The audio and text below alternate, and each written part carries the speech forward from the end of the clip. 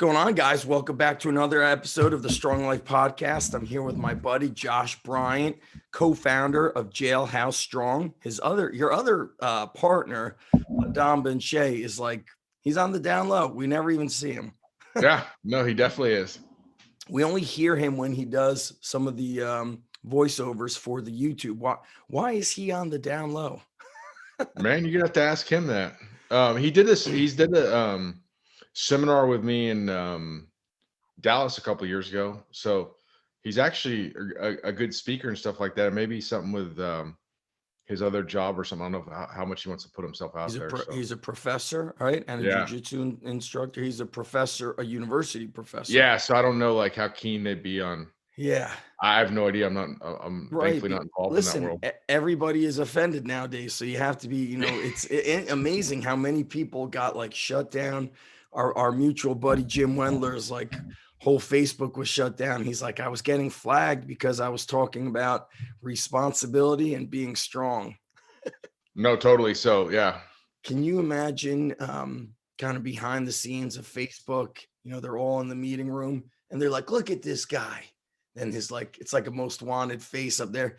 This guy, Jim Wendler's telling people to get strong. And then the other people are like, we can't have that. And then somebody else is like, shut him down. Well, I think you think it's that complex, or you think it's more like there's just like certain buzzwords that catch it. Like, so for instance, if you said someone's a dick, you might just mean they're not nice. Right. You're not making like a crazy sexual reference, and they just flag that word or something. And then, I'm sure it's a little of everything. They flag words. You see people that maybe post too much stuff on politics. They get shut down or they get removed for 2 weeks. Really strange, man. We weren't supposed to talk about politics, Josh. I never do. But Here's what I was thinking. I'm not sure where you were on 9/11, but I live in New Jersey. Yeah. Where I used to live was probably like a 35-minute ride into New York City. So a lot of people worked. And I just remember I was kind of like you. I had the buzz head back then. I was bigger. And back then we were just dating, now married. But my wife always says, she's like, people used to, move out of your way. And like, if they bumped you, they were like, oh, sorry. She's like, I think they thought you were a cop. And she's like, we said people really respected authority and loved, first responders back then. And it's such a difference to now, Sure. Kind of heartbreaking. So anyway, last time we chatted, we started getting into a little bit of crazy gym stories. One of the gym stories you shared was like where guys used to fight out back of Metroflex, I think on like a patch of grass off the side of a highway. No, it's a parking lot. Parking lot. So you and I have kind of like a few segments we're going to tackle during this episode. And so first one is going to be crazy gym stories. And Josh, I'm older than you, and I'm not really that old. I'm 45, but you've been mentored by a lot of what we call these old timers. Like you recently shared quite an in-depth story about a guy who was going to teach you, I think, how to deadlift. If you taught him how to bench, you shared a story of him on YouTube. Yeah. So a lot of these guys are really like, people don't know about them, especially college strength coaches don't know the history. So let's, who will share the first crazy gym story? Would you do it or will I do it to kick it off? Whatever you want. I'd love to hear whatever your favorite crazy gym story would be. Okay. So let's share it. Did I tell you the one about this guy named the Veteran last time? Possibly. Squatting. Okay. Nope. It's probably worth telling again, even if I did. So let's do it. All right. So I was like in high school, about 16 years old, and I was going for, I'd been squatting, and then I started training, with that powerlifter I'd mentioned before, Steve Hall, and I realized I wasn't squatting low enough. So, I had to start going lower. So I had to kind of like back off the weights and, instead of load the bar up with as much as I could put on it, a lot lower weight, get depth, all that kind of thing. So, I was going to go for 405. I was to depth because I'd finally got used to I used to do, what I would do is I would do some squats right to like below parallel, like a powerlifting squat. Then I would set the pins like ultra low, go down, touch it, pause the bar, come back up just to get really used to getting, low. Yep. So anyways, we go for 405 and I went for it, and I got it, but it wasn't low enough, and it just wasn't very like a very impressive commanding lift. And I just see this dude storming over, and I'm like, what the hell is this guy doing? And he's like, you're gonna get under that weight. And he's like, here's the thing. He's like, I remember my first time squatting that weight. I did the exact same thing you did. He's like, my coach took me out back, slapped the shit out of me, and said, get out on the platform and do it again. So he's like, here's what I'm gonna tell you. I'm gonna take you in the parking lot. I'm gonna slap the shit out of you and hurt you if you don't squat this weight. And then so I got under it, squatted it like twice. And and then like the guy's like, yeah, and then he just kept walking around the gym, saying the kid's hungry, the kid's hungry. And anyways, he turned out to be like a total nutcase. So besides threatening like a 16-year-old with like bodily Right. harm, I'm just like, there was this guy, another guy's like ex-special forces named Scott, who was a total nut. And I'm like, who is that guy? And he's like, isn't he your friend or something? He's like, hell no, he's not my friend. He's like, he's like, whenever he comes to the gym, I just like, say, whatever you say. Yeah. I just agree with everything he says and try to like slowly walk away. Guy's like totally off. And one time, same guy in the gym, Adam actually saw him do this to this guy. One day he started talking about gun control in the gym. Adam said he went like this, like, I'll tell you what I think about gun control, and pointed his finger at this guy, backed him into the squat rack, and like knocked him, or excuse me, the dumbbell rack, and knocked him over the dumbbell rack. So Adam did that to him? no, this Oh, veteran guy did. right. This guy's called him. So we're like, what is he to the festival? I'm like, what's this guy's deal? He like threatened me, and it actually was cool. It like helped me, fired me up. Yep. So I was appreciative of it, but I'm like, what is his deal? And I just remember the guy looked at me. He's like, he's some old powerlifting hero from the 70s. I think all the steroids went to his head. Well, who was he a legend or what? I don't know. I mean, Just I a know he was like local. threatening people at the gym Yep. and like screaming about gun control. I heard him talk about that numerous times. And When was this? This is the 90s. yeah, You know, there was another guy at the gym. I'm gonna have to hog this one. Another guy Do at the it. gym. This guy's, I don't know, the veterans. See, I don't think he'd be on the internet or anything. It would be like he's like most, but there's another guy is on the internet and stuff, and he challenged somebody. This is no joke, dude. He challenged somebody to a duel at the gym, like a gun duel.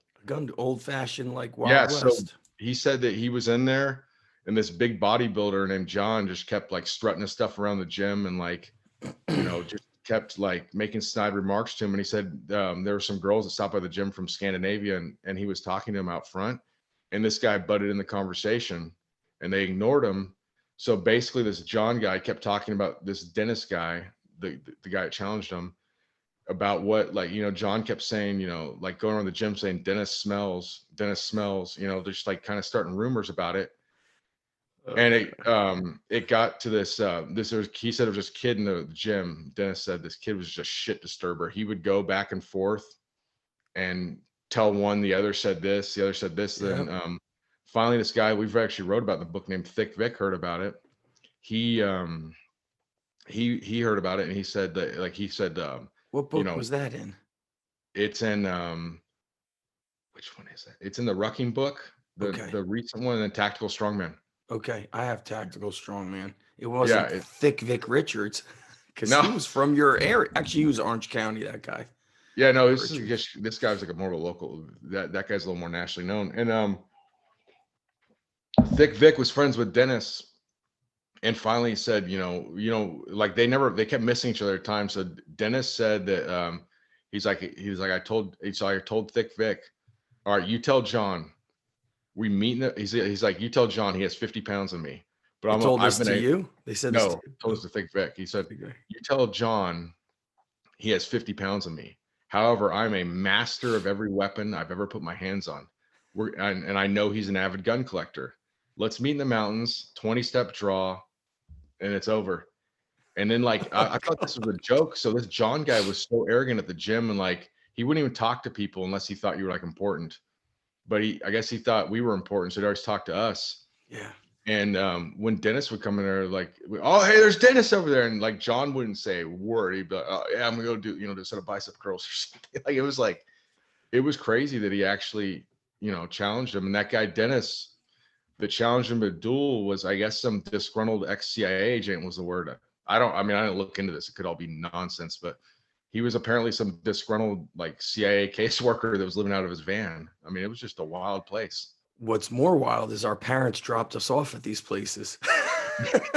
You know, I think of that stuff all the Oh, I time. know. Like 12 years old and there's at the YMCA and there's 50-year-old men telling me about they fell in love with hookers in Vietnam For and they almost stayed over there and didn't come back and stuff. And they're telling 12-year-olds this. listen, I think like my parents didn't just drop me off for an hour. I'd be there for several hours. And I think about that first YMCA, and it's the 90s. So guys had gotten out of Vietnam in the late 60s, early 70s.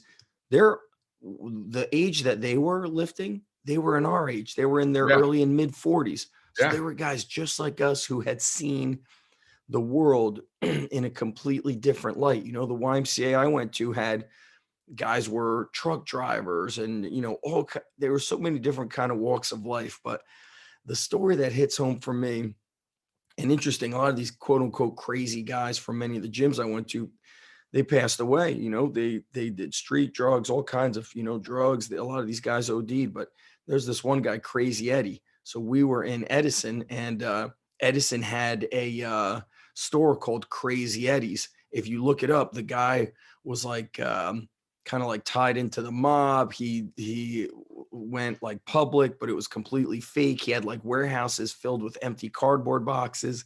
He escaped to Yeah. Israel, and like the FBI got him. So Eddie used to like train everything super heavy, like 1 rep, maybe 3 reps, everything, no matter what. And he was ripped. He always wore like jeans or cut off jean shorts, Yeah. work boots, and then he'd have like a ripped up, white tank top, the wife beater, ripped. Always like very lean and vascular. Looked like he was like 195. I remember seeing him doing like weighted pull-ups with 3 plates, dips with 3 plates, one-arm preacher curls with the 100, but even if it was just 1 rep. And when the gym went from what I always say like hardcore, when the owner shut down his other location, he came back, he took out the tape deck. So we didn't play AC/DC, we didn't play Def Leppard, Megadeth, all this stuff. Yeah. They just played the radio. And I remember Eddie was so pissed off. He used to like kind of strut around the gym and he'd be like, oh, he'd scream everything before a lift, during a lift, everything was max. And that song was on, I think by The Cure. And it's like, Wednesday's blue and Thursday, da da da da Yeah. da. It's Friday, I'm in love. You know that song? So he Yeah. started screaming everything. Every time would go to like, it's Friday, I'm in love. He would be like, it's Friday, suck my balls. He would just scream. Yeah. And I remember he was shouting it like for the whole song. And then it was like, go to this exercise, max out. And it was like his way of saying like, I am so sick of this what happened to this gym. Yeah. But I will never forget him shouting like, it's Friday, suck my balls. Then he'd lay down and bench 315. He'd do it That's to like funny. another exercise. He was going crazy. But I just remember being a kid and these thoughts being like, man, my parents have no clue where they just dropped me off. Oh, totally. The people It's that crazy. were around. Gyms today, I don't think have these crazy stories because nobody can really talk to one another because they have headphones and AirPods in. It's like totally removed the ability to be mentored by somebody, to speak to somebody, right? Think about that. I know, film a lot at Destination Dallas. And when I see the background, everybody's got Sure. AirPods in. I haven't seen you post many videos from there recently. Is it because of all the COVID stuff, not going Yeah, into the my wife's gym? pregnant right now, so I was trying to, That's great, dude. yeah, be on the down Congratulations. low. Yeah, thanks. Yeah, Just trying to avoid people for the most part right now. 100%. So yeah, I Um, was before that in the summertime, look, obviously I wasn't quite as cautious. So sure. that's been kind of like the reason why. Right. I did a couple Texas. videos there over there in the spring by myself, just talking and stuff, but we'll get back at it pretty soon. Nice. Texas has been pretty open, right, Josh? Pretty much. Yeah, definitely. So it's not them, it's me type of thing. Yeah. I think also I spoke to a buddy of mine in Arizona. He said Arizona never shut down. They I don't ne think Oklahoma has, because I got a place up in Oklahoma too, and been up there a lot recently, What do you and mean you have a place? You go to a gym or you have a property? not a property, and Nice. it it it was like, I mean, I don't know like in East Texas and West Texas, people don't wear masks, so a lot of places. And I don't know if they're mandated by the state or whatever, but they just don't do it. And I don't think anybody enforces it. So, well, I'm not sure if Oklahoma even has an enforcement thing, because I don't see the signs up and stuff like I What'd you do here. do? Go off into like the woods kind of area, like a big property? Yeah, like way out in the middle of nowhere. What made you go? When did you visit Oklahoma that had you fall in love with it? When did that happen? I've been there a few times. So, this year, so I mean, or late last year, I mean, excuse me, 2020. Just like it made me realize I want to be out in the outdoors more, because to us, the COVID thing's sort of been a blessing, the whole thing, because you've been able to discover a lot of new things and things like that, of like love for outdoors and stuff, and gone, I've gone like pig hunting a bunch of times and stuff. And, Who you you go know, with? Your brother? Your brother's out in California, right? no, I've gone a few different people. A guy named Donnie Duncan, he's out in East Texas. A couple friends of mine here. I'm gonna go with Brian. We're gonna go turkey hunting in the springtime from Metroflex. Yeah, Brian. What's Brian's last name? The owner? Dobson. Dobson. Yeah. How's he's I know he said he's spoken about fishing and things like that with Big Ronnie, so he's an outdoorsman, huh?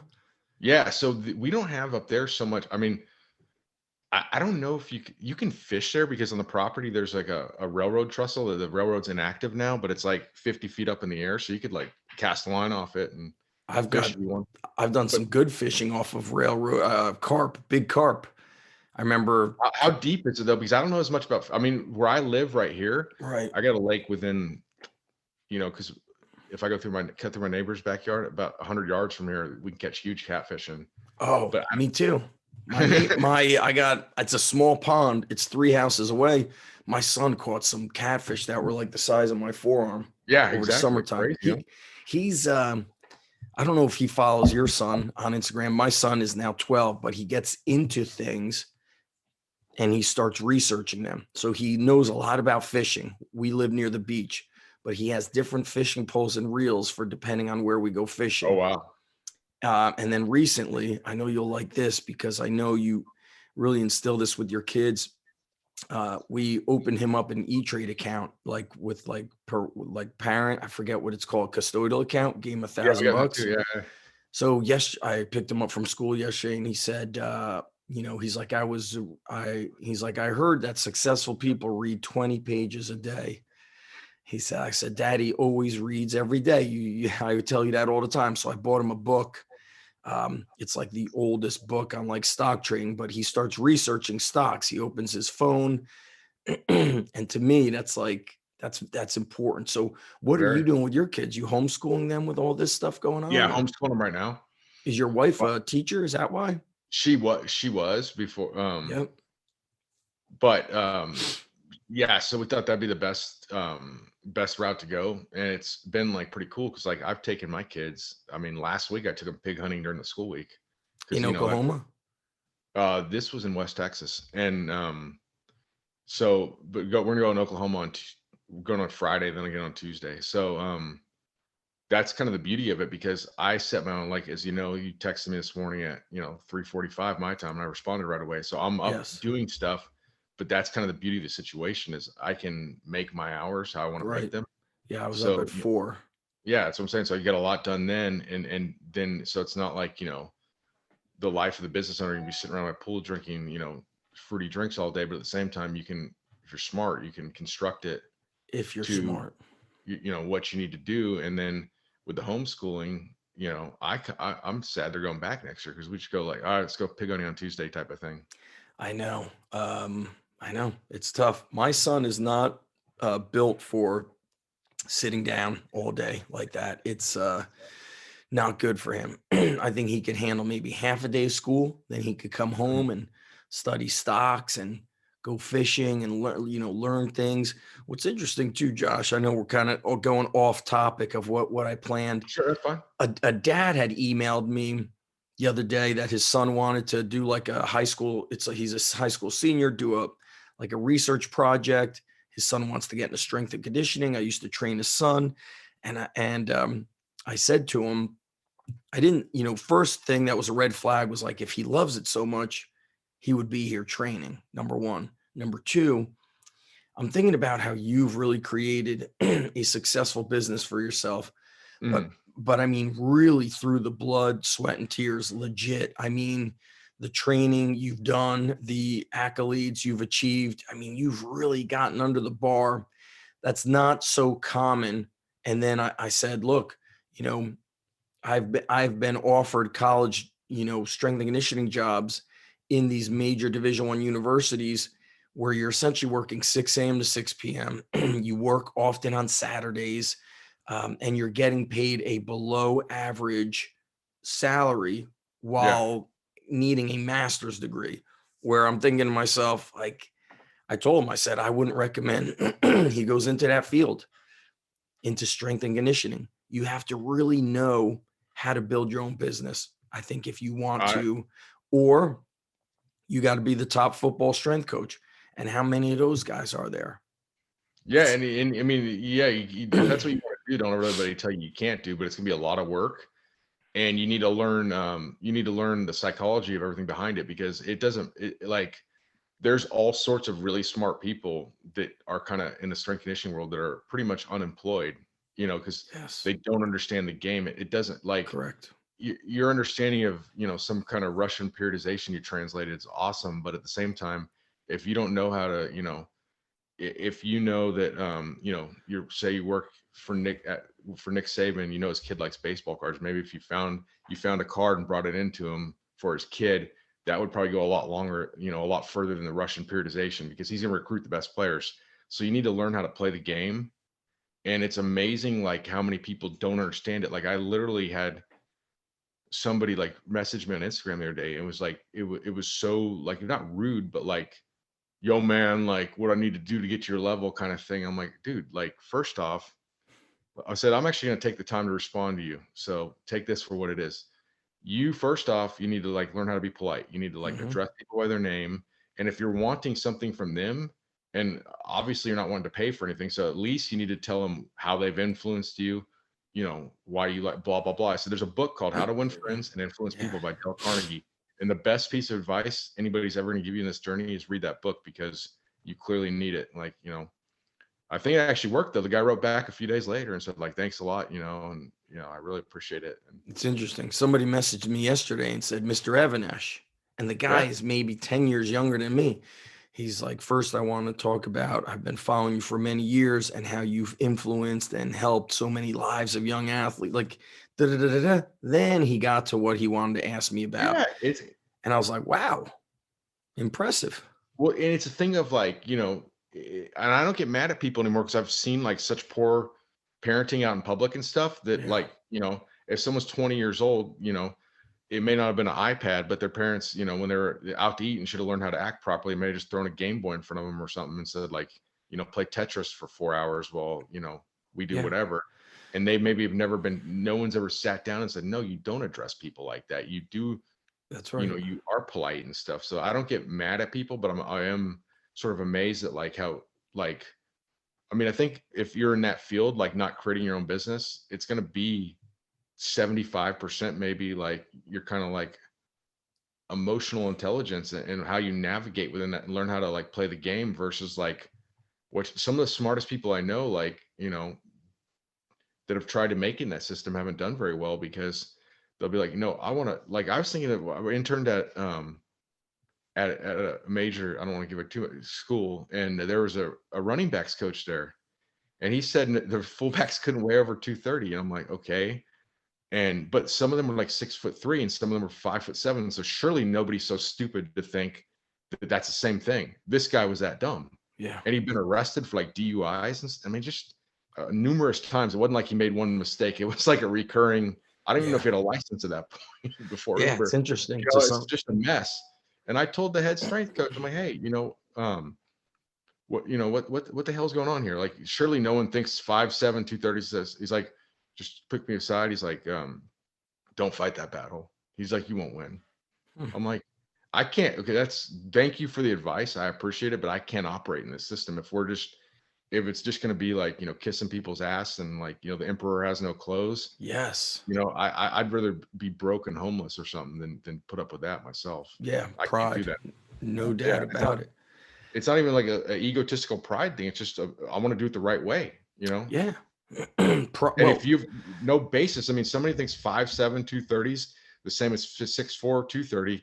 At that point, we're so far off in how we think. There is no compromise. yeah, that's what I'm like, integrity in what you do. And then, yeah, it is shocking sometimes at these highest levels where you're like, how did this guy get the job? And then going back to what you said about how to win friends and influence people, that person, I've realized some people are just great at influencing and making friends and talking, and administration doesn't know the difference between what you're doing with training and maybe John Smith, who has minimal experience. They don't really know the difference, so that's a whole nother battle. But yeah, man, I think if somebody loves strength and conditioning and you're a diehard, I'll never be able to stop you from going into it. But if you're really a diehard and you really want to learn, you'll be a member on the inside. So all right, Yeah, and let's I mean, you gotta also think if you want to do in that field,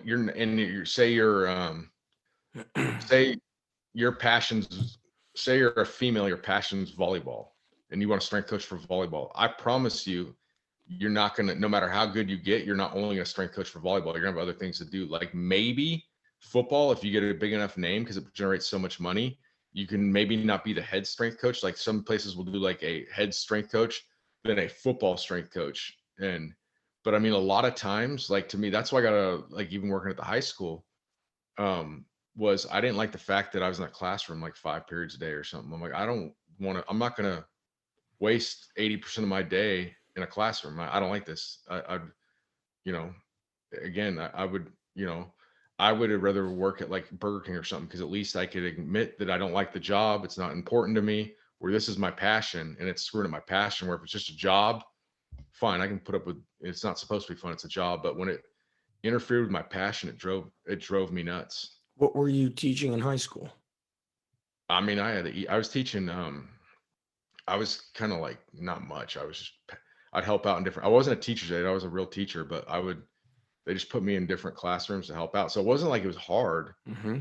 but it was just like like it would just be like like go to like a teacher in service or something. I'm like, man, I want to puke. Then like sit there and watch people dress up and put on a silly skit. Like this is I can't do that.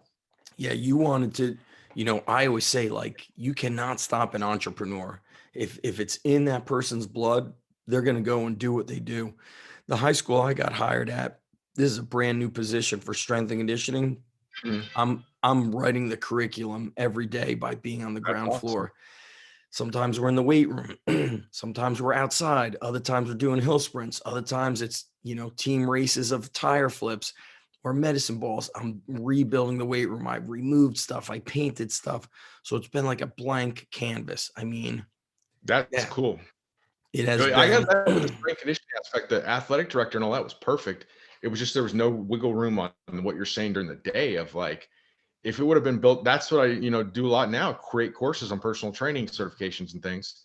So that sounds like what you're doing with that, except it's a strength coach. That's awesome. It I is. could, It's I great. probably would still be there if that would have been something like that. But Are this was you just a like, partner with the ISSA? I don't know Essentially, what you call it. Like, I saw you you say, guys just released the tactical strength and yeah, like conditioning certification contract, type of deal. I've been, with ISSA, with Dr. for, Fred. yeah. So I got certified in 2000. Hmm. So it's 21 years. And then, Wow. I was like, real young, a teenager, and then like 19 or something. Then I do the Fred and like yeah, so that's been okay. So like if talking about like jobs and things like that, even though technically I'm an employee, that's been a very good place to do things that just like do your work. Like they're not, Yeah. produce this curriculum. They're not like, you know, figure out what's for a textbook, what's the best, cover on the binder type Yeah, of thing. schools are sometimes just too slow with because what's happening now, and then they could be like, well, hey, that's not in the curriculum. The curriculum was written 5, 10, 15 years ago. Things are changing by the week, by the month. The What curriculum is who's in the class right now. That's your curriculum. well, what about also with a school that I think it was crazy is, hey, we're gonna get this piece of equipment. Okay, cool. Oh yeah, I can get it from this place for 50, $50 cheaper or something. No, well, it's not an approved vendor. Oh, okay. Like, Yes. aren't we trying to like save taxpayers money? Yeah. It's like, Approved. Yeah.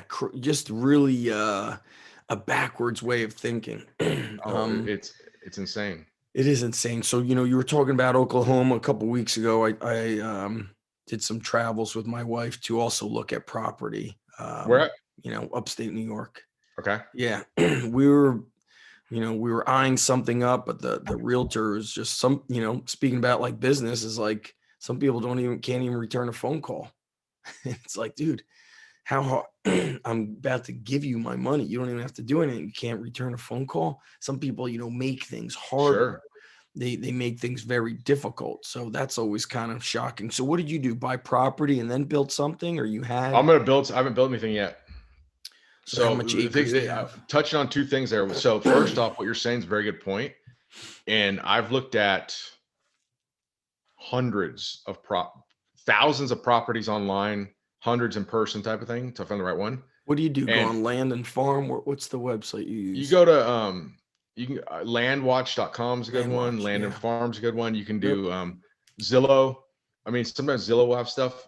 Sometimes if you get interested and somebody seems responsive, you just ask them their stuff that's like off the books. You can also just drive around areas, and like one other one that was close second, I just saw driving around and saw a phone number because a lot of people don't even post it online or anything out in those Right. rural areas. Yeah. It's not like the city. I mean, it's just a different world. Like one of the places, like I went to in East Texas, the realtor just showed up like dipping tobacco, like it was no thing.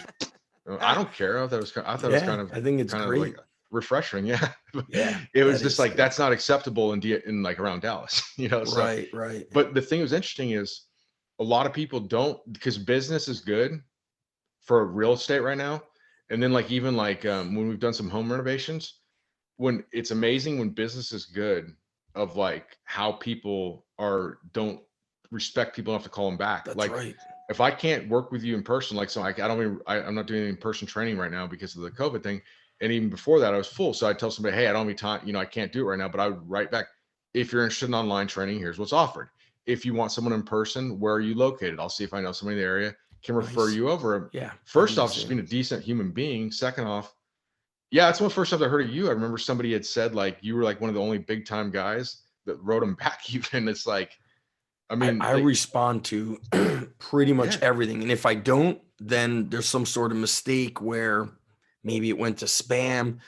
But some guy interviewed me for his podcast. I don't know. He's got single digit Twitter followers. He's like, I can't believe you said yes. And I said, dude, when I started in the early 2000s, if I wanted to talk to anybody, I would have to pay money to get into their forum. You couldn't find their email. You had no social yeah, media. I had to pay for sure, everything. And so if I sense that you're genuine, like what you were saying, genuinely interested yeah, and you're kind, then I'm going to give you my time. yeah. Not like a copy and paste. It's like your Those company's, those are the worst. yeah. I What? can't believe people get hired to actually do that crap. I'm not going to respond to this. Reach out to me yourself, do it for real. Yeah. So the property in Oklahoma. What were you asking about the Oklahoma? Because I Yeah, just what noticed that with if you real bought a property or had a house already? You just said you bought property. property right now. I'm gonna get a cottage put on it. Um, and then I'm trying to think the training stuff on it, obviously. Yeah. What are you gonna So do with that was one of our questions. Are you 40 right now, Josh? about to be in like a few days. Nice, dude. Happy birthday. Thank you. I'm 45. So I have a lot of listeners that are our age, maybe slightly older, maybe slightly younger. Sure. We have spoken about that in previous podcasts. So for my listeners, they could go back to the website and search your name. You were not doing any lower body, you were not doing any powerlifting work. You were basically doing calisthenics, sleds, carries. Mm, Maybe a while ago, I saw you doing the yoke carry with the chain suspended. So yeah. Have you changed your training? I also noticed you looked very lean in the last video. You leaned out. Oh, So are you following your intermittent fasting stuff or? I am following intermittent fasting, and that's a lot of it's I like the mental cognition it improves, and that feels good. That was the main reason. And then the other thing is like yeah, so like the only kind of powerlifting I've done is I will sometimes do um box squats for speed, just working on explosiveness, What kind of that's the weight? only not real heavy. So for me, like, I don't know what I could do. I'll do like 405, but like I can do it really fast. I mean, I feel like I could produce as much force as when I was squatting 900. I would have to get used to it for quite a while to get back up Yeah, there. But like of like actual like how fast the bar is moving right. for sure. And then yeah, I prefer that. That's what we do in Oklahoma too, is gonna have training there of like, you know, like tactical type of training. So I'm gonna build a gun range there. Damn, Um, it's you great. know, and then like, sandbags, Yeah, and just kind of it's one of those things that doesn't have to be done right this second. So like, as like things open up and all the people that bought equipment they don't need, like, it's for pennies on the dollar on Craigslist. That's what I'm yeah. waiting for. I'm not like I don't need a squat rack in there at a premium price at the moment. Right. You know, s- and plus there's so many rocks around there and stuff. If I had nothing up there, I could pick one up and lunge Dude, with it or I've been something. saying this since Like COVID that post happened. I reposted your post today of that thing in Georgia, Which one? The the kids wrestlers in training? Georgia. Yeah. So I came across that it's like a junior slash youth wrestling club. Yeah, And when you see them, they do hill sprints. You see like their houses their houses are shacks. And then they sprint up. So a buddy of mine is a real high level wrestling coach, and he commented on a previous video about how they have like the percentage of Olympic medals they have in wrestling compared to their population is like, hundreds of percents beyond any other country. And their training is so reminding me of when I started my underground out of my first 2-car garage. I used to train behind an elementary school. So we had a big yeah, staircase. We would sprint the stairs, sprint the hills, jump the stairs. We had the field, we had the hill, we'd push my truck. I always think that training, I didn't do it because, the beginning of COVID, everybody was now training with like a cinder block stones. And I'm like, look, that shit, I was doing it 20 years ago because I knew it worked. I knew it yeah. worked, not There's been because a I was lot of people. forced. Yeah, it's sort of silly. You'll see somebody on Instagram or something that's always been about like pumping up on the pec deck. Now all of a sudden's writing a 3-page ebook about the virtues of stone lifting or something. Like Right. get It's the like hell out you of here. you have to believe in it.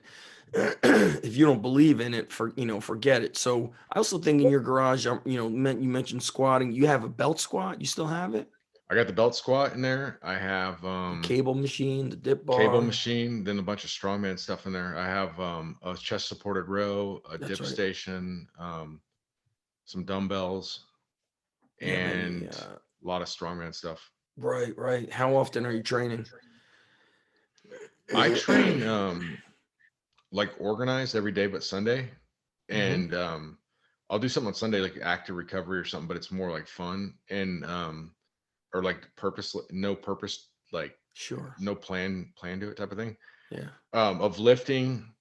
So 4 days a week of lifting. Then like today I'm gonna do 30 minutes of 10-yard sprint. So I'll get warmed up, sprint 10 yards, walk back. And so how long is your rest interval? I just walk back. When I get a little more Yeah. tired, I will walk slower.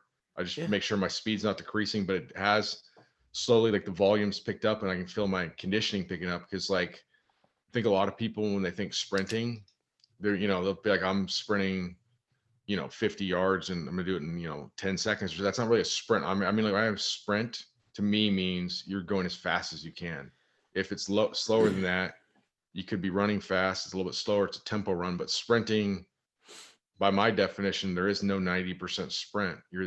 That's like you're running at 90% of maximum speed. A sprint to me implies That's you're going all all out. out. So and if you haven't trained this way before, there's such a difference in that 90 to, like, I feel like at 90%, we can just walk outside right now and I can start with no warm, can be fine, and just do it, no problem. Right. But at 100%, you'd be just like asking for a disaster if you sprinted like that, without warming up. It's Yeah. such a difference when you can feel yourself kick into that final gear, like of how sore you, like, for instance, if I go full speed, like my abs and my butt are super sore and hamstrings are the next day. Where if I go 90%, of what would give out first would probably be wind at that point, just because, it would be a conditioning thing where it's not like the next day I'm not going to, my legs might be tired, but like, it's like if you sprint all out the way I'm talking about, like, it's like you feel like you've done like multiple sets of like Nordic leg curls or something, and then plus a lot of ab work. I mean, it's just a Right. different You're animal. gonna sprint flat surface today? It's flat surface today. And I keep it shorter this time of year, even though it's not that cold here right now. It's only the 50s, but like, the odds of something bad happening are pretty low inside of like 10 yards, where, True. even inside 20 yards, you start getting out to four, Right. anytime I've seen stuff happen like that, it's more like between 20 and 40 yards is where it starts to get a little sketchy if you're not in a warmer Very true. weather. Outside of the school that I coach out of, we have a bubble and then we have a hill. It's not steep like the one that that hill sprint video, the guide to hill sprints is great that you did. How high of an incline you'd say that is? 40%, 45% I incline? think it's about 45. I think ours would be like a 15, maybe a 20, but it's been great for the athletes because it teaches them how to really punch the foot hard and lift the knee and Yeah, and it's not so steep that if you're not strong enough, you're gonna sacrifice your mechanics to get up it. it's Just like, it's been like a constant for me, that outdoor area that we have. Talk to me about a little bit more about the eating. So intermittent fasting, you're up at I think 4 a.m. a little earlier. When do you start eating? What does the food look like throughout the day? And then when do you go to bed to be able to wake up early? so like I went to bed last night at 8:30, so I got up at like 3:45, so whatever that is, 7 7 hours, 15. hours. Yeah. Yeah, and I've noticed with me with intermittent fasting, I've noticed this with both intermittent fasting and keto, is I definitely sleep deeper, and I don't ever wake up during the night or anything. Where, like, Mhm. say if I eat normal, What's quote normal? unquote, Like I might wake up during the carbs night. and stuff. Yeah, I sleep 9 hours maybe if you wanted to, if I had the Right. time to, 8 hours, but then you wake up, take a leak in the middle of the night. Where this is like Yes. you're like a rock, like, it's like, there could be something going on, and that's the only downside is I don't know if I jump up and be ready because I'm such deep sleep. What do you where do you get your meats from? Is it from the hunting that you do, or where do you get your meats That, or from? also, just the store too. Eh, You, so you mixing up the steaks that you eat, the different kind of red meat. What do you eat? so I don't eat a lot of carbs, so a lot of fattier red meat. So like, honestly, a lot of times what I go is just get what's on sale. That's of the fattier, so like ribeyes, T-bones, things like that. Right. But I'm not. It's more for functional. I'll just kind of just go for what's for sale. Yeah, my wife went to I don't know if she got this from Costco, but they had them Great, sliced and good meat there. yeah, oh great meat and it was big. But they had them sliced really thin. I think it's prime rib. And now my son is on this thing where he comes home. Do you remember as a kid making steakums? Remember Yeah, steakums? yeah. So they look like steakums, but they're thicker and it's real meat. So I fry two of them, put it on a roll, and then he gets like an over easy egg. He That's goes cool. through these he goes through these habits where like he's learning things to where he eats what he likes. So that's been his thing when he gets home is a steak and egg sandwich. Yeah, my son likes to cook too. That's funny. It is funny. That's why when I see your son, the way you teach him, I'm like, man, our kids, they're going to be like little Renaissance men, you Yeah, for know? sure. Yeah, it's my son is just raised differently than I was and a lot more opportunity. So okay, so we've got like 10 minutes left. Um we did the crazy stories, we got into nutrition training. What about the guys that you're training online who are in their mid 40s? What do you do with regards to adjusting the volume? For example, Josh, like in when people sign up for your newsletter, they get a deadlift course as one of the gifts. They Hmm. work, one of the workouts, like they work up to a heavy triple, then they go down and do speed work on the same lift. Then they might have like a trap bar deadlift after that. Like that would destroy me. The other day I deadlifted, worked up to a heavy triple, 425, then went to 325 and did 3x3 with ab wheel rollouts. I think I did pull-ups and rear delts for 2 sets and I was done. So what do you do for that guy who's mid 40s, busy family man? How are you adjusting training? Uh, There's a couple of different ways about it. So one way is obviously reduce the volume as an easy way. The other way is to extend the work week. So for instance, if somebody, instead of saying like, hey, you gotta get these 3 workouts done in 7 days, you're gonna do it in 9 days type of thing. yes. That's the other way I found works real well. So then, if you do take a major thrashing, you got more time to recover from it. So either extend the work week or, reduce the volume. And of course, if you're gonna, start also with if you're regularly programming deloads in there, so you have to, that's where you have to be an astute observer and notice, okay, where are we, what's the issue here? Is it acclimation? If somebody was like, week one into this, not doing so hot, that may not be a cause for concern because theoretically they should adapt. My thing is if by week 4, if into this, if we're taking a deload week, by week 5, you should be feeling like $1,000,000. And if you're Right. not, that's where we got a problem. We got to make some major adjustments, which is fine to do. So that's a how I look at it is I'm not always concerned if somebody's right off the bat kind of like feeling a little Sure. bit overreached. Right. Some strive for that. So it's more like if it doesn't improve, like your work capacity should improve. Now there it's not going to improve to like I think Mike Mincer was right about when he talked about like it doesn't improve to the level of your strength. So say you start off deadlifting 150 pounds and over your lifetime you build up to 600. Your work capacity is not going to also improve 400%, but we can improve Ah, it. So we have to find out what kind of person, are you somebody that does better with lower volume? Great. Should still strive to probably get a little more volume in, but that's still, it's going to be like on a personal basis. So if you can, handle, X, we might strive to improve that by 25% or something rather than like, no, you do high volume. That's what we do. Like either you do it or you get out. Not like that. It's more like adjusting the parameters within somebody. I think a lot of it also comes down to your training history. So you'd think if you're a veteran, you might be able to handle more, but the flip side is you're so efficient at all the movements and stuff, you can tire out. You just so like you've been training for a long time, so you probably get a hell of a lot out of one all-out set of trap bar deadlift and not need anything else I because you're think so that's a it's huge key. huge. Like if I'm 45, but I started training at age 13, I have so much mileage on my body and experience with intensity compared to a guy who just started lifting at age 40. So I think people, oh, I'm in my mid 40s. I'll train like that guy in his mid 40s, but it's your experience. Do you do That's if a good yeah, point because in powerlifting you'll notice that too. Like someone like you know, I'm like my lifetime best at like 60 years old, but they're forgetting to tell you they started powerlifting at 52 type of thing. It's there is a lot to the mileage yes. and then the efficiency of movement. Like, so I tell people like, oh, you're doing like these sprints and like, you did like, 8 40-yard sprints as like a tough workout. Well, it is for me because I'm so fast. I'm extremely fast. I'm, faster than people in the NFL that are my size. It's gonna take something out of me. Like, yeah, if I'm as slow as you, I'll pump out 100 of these in 20 minutes and it's not, and it's, I'm not, I'll carry on a conversation while doing it. So there is something to the efficiency of movement Mm, of like, yeah. like when Men's Health and all those places will put like, the sprint workout in there, the people reading it can't even, they don't even go fast enough that they can hurt themselves. Where you take a real power athlete that have no experience, like 40 years old, but like squatting 3 or 4 times their body weight and say, hey, go out and sprint. If they do it, they're probably gonna rip a hamstring because they're not conditioned to do it. So you have to Yeah. look at like somebody's not only mileage, but their efficiency. And the more efficient you are, the less volume you need. Yes. What about are you giving these middle-aged men in between those bigger, those full training days, calisthenics, kind of how you're 6 days a week active? Are you giving them?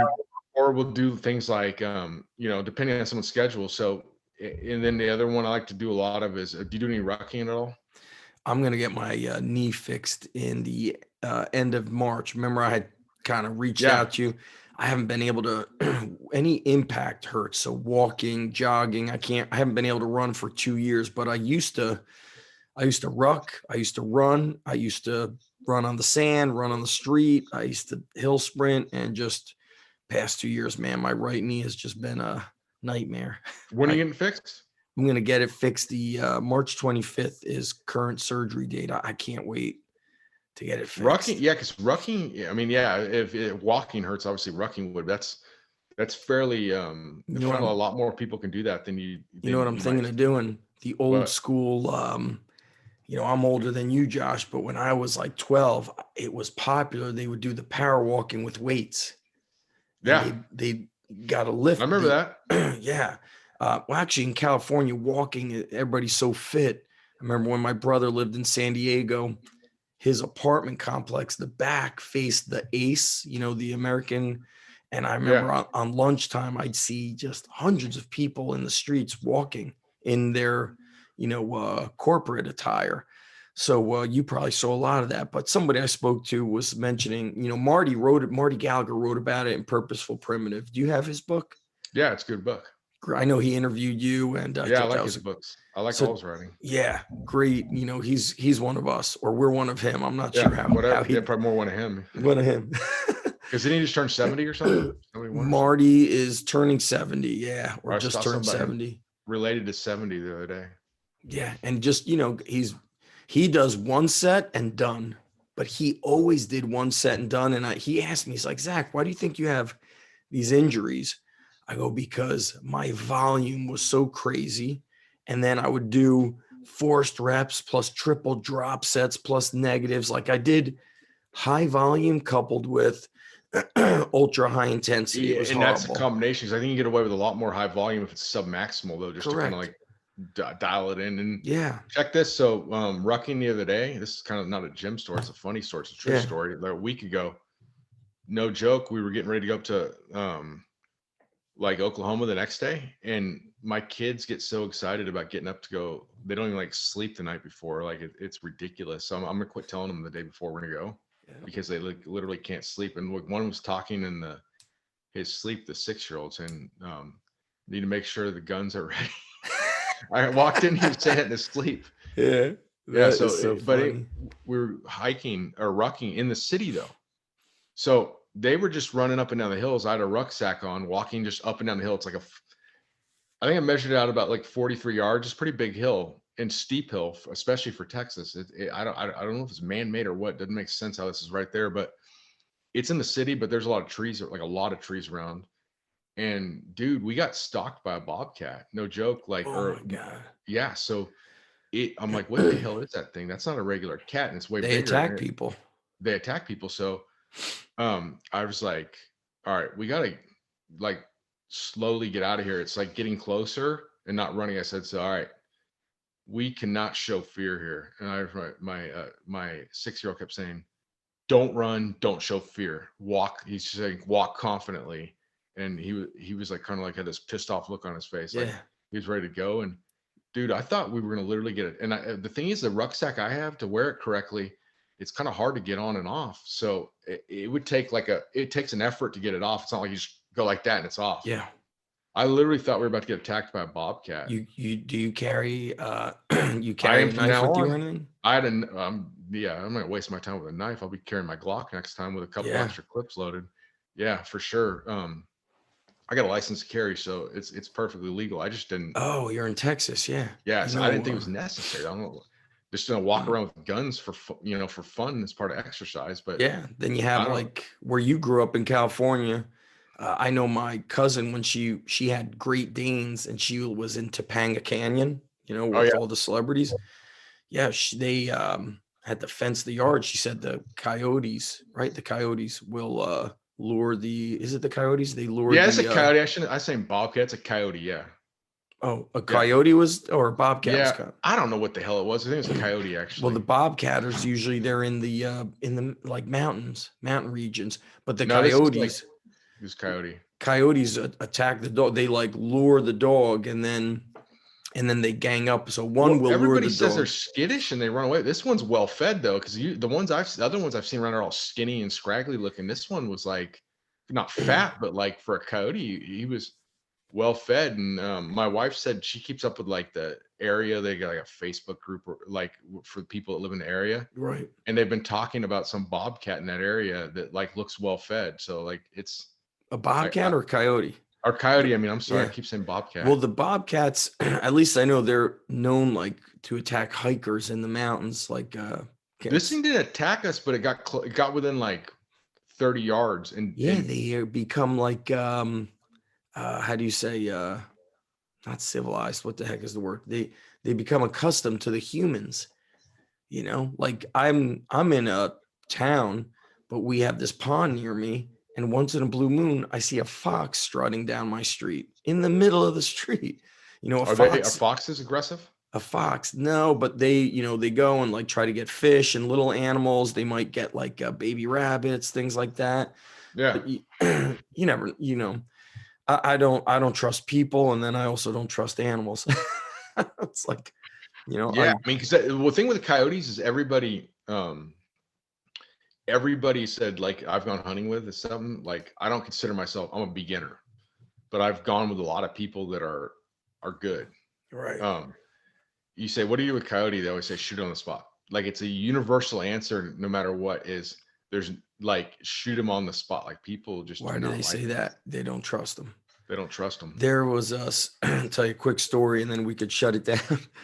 Joe Rogan years ago was doing a podcast and they were talking about these pit bulls. I used to have a pit bull. He was small. He was like 40, 45 pounds. Oh, And Joe Rogan, there was a place up in Rhode Island that got shut down. I think their website was like XL pit bulls or designer pit bulls. Pit bulls were like 130 pounds, 120 pounds, beautiful, like majestic, beautiful. And little Branch anyway, Warrens. yeah, does he have No, he I'm has, saying they're all muscled up like that. yeah, 120, 130 Yeah. pounds. A coyote lured one of the pit bulls up into the mountain. Then the coyotes tried to attack that pit bull, and they said like the pit bull like destroyed like 20 coyotes, but came I would back and believe. needed to get a bunch of stitches, this and that. But that's what the coyotes do. They lure. It might be like a female coyote in heat, and will lure a male, and then they attack them. That's why Wow.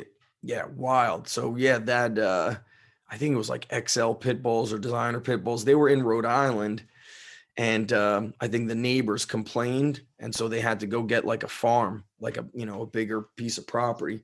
That's the interesting. You're going to get property, like I have not been. You haven't posted much. I don't post stuff from my gym since March because too many people complain about everything. You can't post things. Hey, where's that kid's mask? Where's that guy's mask? You're too close to him. You're doing like, mind your business.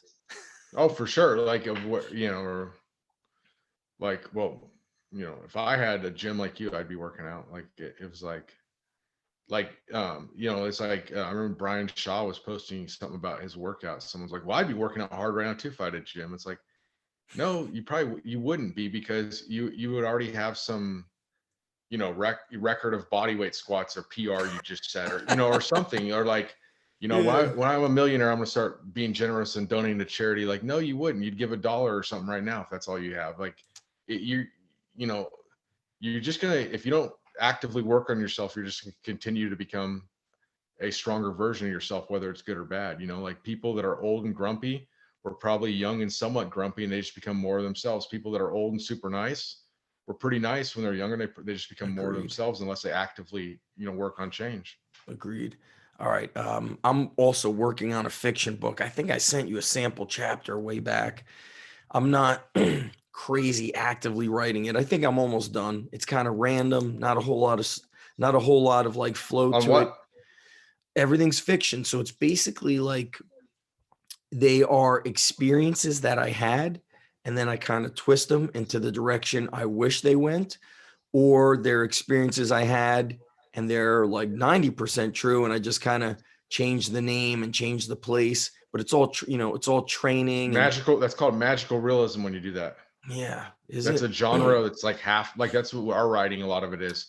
Well, It's your book magical. inspired me. Yeah. The saga of the Tijuana Barbell Yeah. Club, So that's Josh. real, but it's not real. It's like Correct. it's based on reality. Yep. But like if you go Google like, this bouncer in Tijuana, you may be disappointed to not find him, but it's not like this person didn't exist. It's like, of like, think of magical realism as like the old dude at the gym that tells like crazy stories. Like, Right. there's probably some Some truth to realness the to it. guy that's lifting over there was a fullback 20 years ago that he probably ran over 3 people, not 11 to get to the goal line, but That's right. he probably was fairly badass, but not like, See, what's funny is yeah.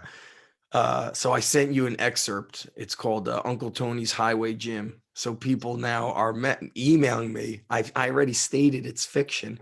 And they're like, I've been Googling Uncle Tony's Highway Gym on Route 22, and there's no word of it. And it's like, that's right. And I prefaced everything saying this is fiction, you know, Well, a lot of those gyms back then, though, even if they are 100% real, even by name, they may not be in Google and stuff. You'd be correct. amazed. You could maybe find a story about it on an old forum because, as you recall, the Yeah. late 90s and early 2000s, forums were how we shared a lot of stories. Yeah, Yeah. back in the day. They were pretty good back for a while. They were. So Josh, let's close out. Do you want to close out with any topic, by the way? A quick question or anything? No? I'm good, man. Just be helpful. Whatever you think will, What what has been your favorite book? You've been writing many books during COVID. What has been your favorite book to write?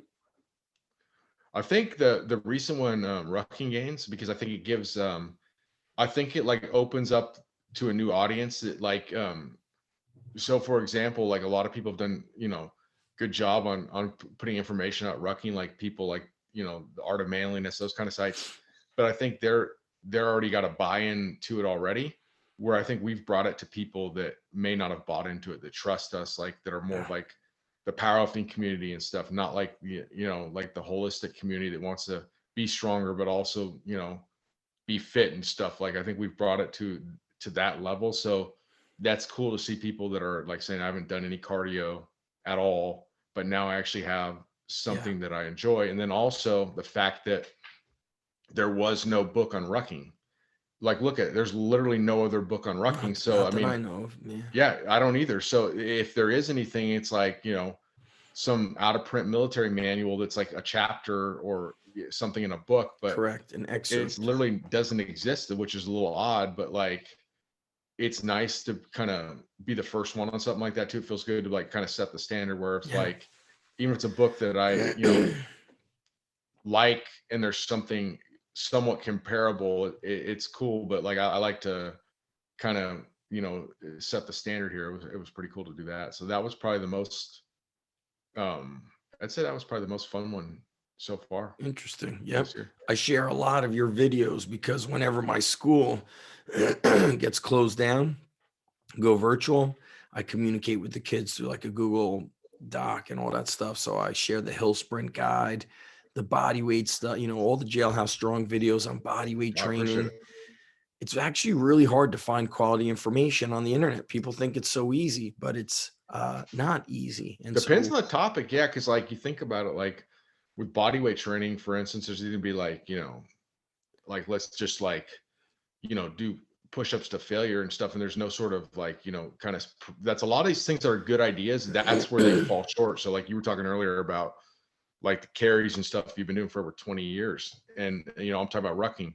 This is all very good ideas. The issue will be if someone doesn't, one, know how to insert it into the program properly, two, how to progress it. So like let's say you've got a rock in your backyard, and you carry it 20 feet, it's a hell of a workout. Well, if you, in a year from now, it shouldn't be a hell of a workout, so what are you going to do there? Find a bigger rock. You need to find an incline, something that's going to make it harder. So that's where, I think we've done a good job of both you, I, and a few others done a good job of tackling of like these great ideas, how to progress them. Cause just like body weight training, just, you can't just do push-ups to failure, for 3 sets and right. that be that. There needs to be like, okay, well, they're becoming easy. Okay, great. Put your feet up on an elevation and do like a decline push-up. That's going to make it harder. Like there's little tricks, Yes. idiosyncrasies and things to progress it and make the movements harder.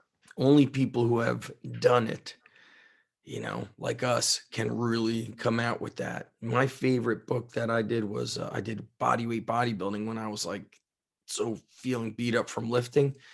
I took basically That the was a while ago, right? 10 years ago.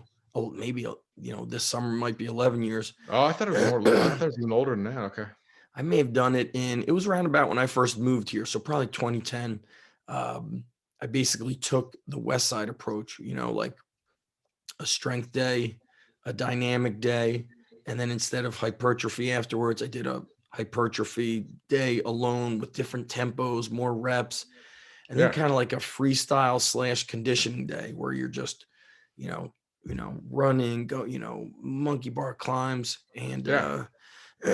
to me, that was the most impactful. So it's interesting. So listen, bro, you got to go. Everybody could find you. They could go to Jailhouse Strong on YouTube, joshstrength.com. On Amazon is where all your books are, whether it's Yep. Kindle, physical books. And then online coaching is through joshstrength.com. There's a contact form there. Do you have room for people online? Are you booked? I'm pretty full right now, but I can take a couple more. So if anybody's Couple interested, more, just hit me up. couple more serious people. Yeah.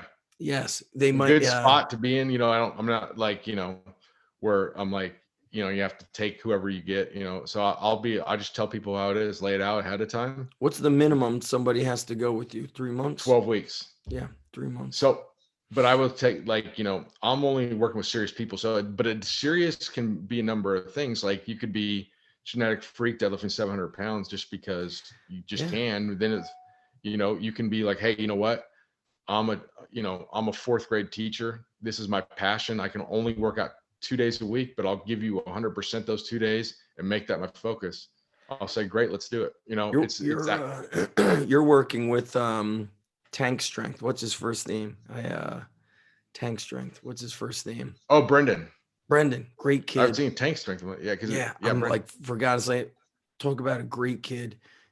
He did a little bit of like shadowing for me at my gym. He was going to commute to my gym for his college internship. And I was like, dude, that's about 90 minutes each way. And it's just going to destroy you. So I set him up with somebody else. And then he wanted to do an interview with me, and he's very polite, He's very polite. He's strong too. crazy strong. So yeah, man, it's cool how we know the same people. So great, Josh. It's been awesome, my bro. Okay. I'll talk Thank to you you. soon. Thanks All to right, buddy. everybody for listening. Josh, till the next time, my bro. All right. Bye, Thanks, buddy. Zach. Bye, Bye. everybody.